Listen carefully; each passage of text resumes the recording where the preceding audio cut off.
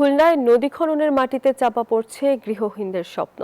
নদী খননের মাটি সরিয়ে নিতে কালক্ষেপণ করায় ডুমুরিয়ার চুকনগড়, বরাতিয়া ও কাঁঠালতলা সহ আশ্রয়ণ প্রকল্পের অসংখ্য ঘর ক্ষতিগ্রস্ত হয়েছে।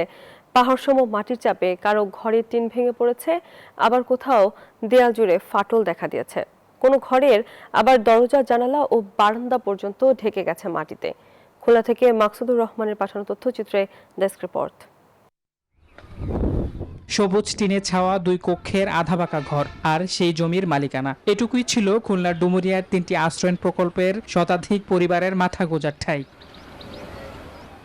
কিন্তু জলাবদ্ধতা নিরসনে ভদ্রা নদী খননের মাটি নদীর তীর থেকে সময় মতো সরিয়ে না নেয় পরিণত হয়েছে শতাধিক ভূমিহীন পরিবারের আর্তনাদে। বসুন্ধরা টিস্যু, অশুদ্ধতার বিরুদ্ধে এক বিন্দুও ছাড় নয়। ঘরগুলোর উপর যেন আস্ত মাটির পাহাড় তুলে দেয়া হয়েছে। নদীর তীরের মাটি সরিয়ে নিতে কালক্ষেপণ করায় এমন পরিস্থিতি সৃষ্টি হয়েছে বলে জানান স্থানীয়রা। দেয়াল দোল ভেঙে গেছে, কারোর জানালা দরজা ভেঙে মাটি হয়েছে, আমাকে ওর দেয়াল ফাটি গেছে। একটা জায়গা জমি নিয়ে যে সেই জায়গায় যাই উঠবো, সেই জায়গায় থাকবো।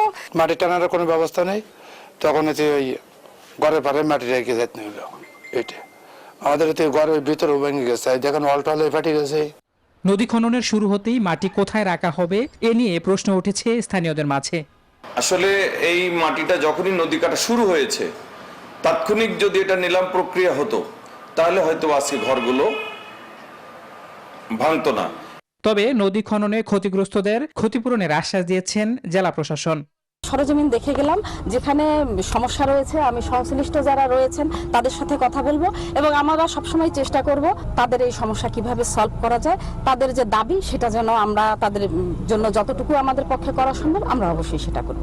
এর আগে 2021 সালে শতাধিক ভূমিহীন পরিবারকে আশ্রয়নের ঘরে পুনর্বাসন করা হয়। Desk report, news 24।